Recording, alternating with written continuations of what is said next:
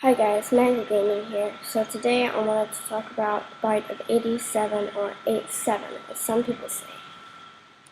So you know when FNAF 1 came out and everybody thought it was Foxy? And that was because of his broken jaw, ripped appearance, and out of order sign. So let's look at the fact. Yeah, he is out of order, and that would explain everything. But like, what if that was because of another thing that happened at Freddy Fazbear's Diner? You know, with his long murder history and everything. It could have been anything. Like, what if he was put out of order because he was actually broken? He didn't malfunction, but his endoskeleton was just smashed, or his outfit had got shaggy. You know, it doesn't mean that he actually did anything. He could have just got old. Also, look at Foxy's jump scare. He just waits at the door like, wow. And then he gives you a heart attack.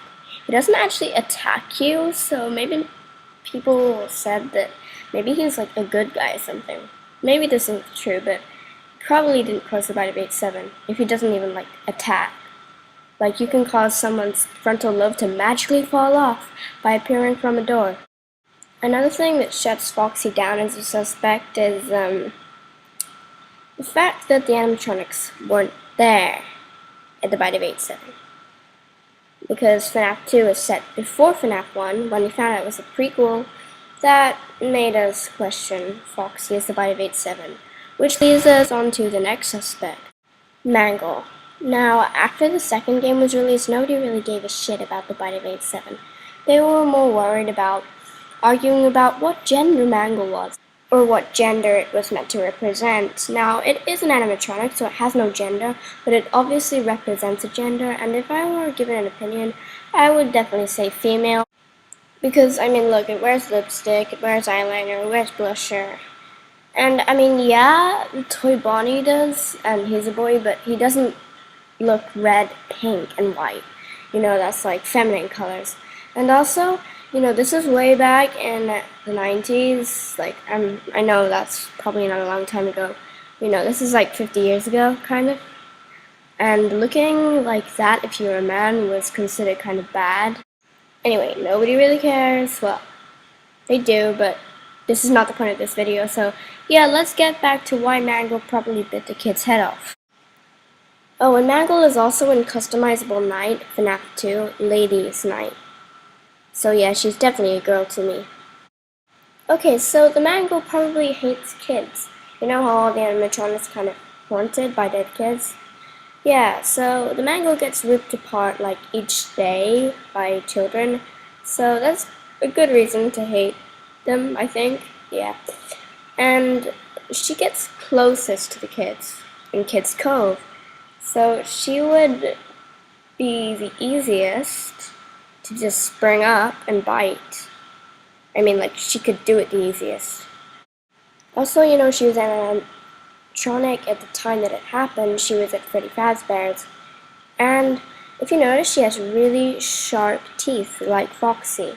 Unlike the other animatronics, which is not really for taking a huge chunk out of people's heads. But Mangle and Foxy's teeth, yeah, they seem to be built for that.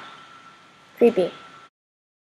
Also, look at Mangle's jump scare. She attacks right where your frontal lobe is. Look.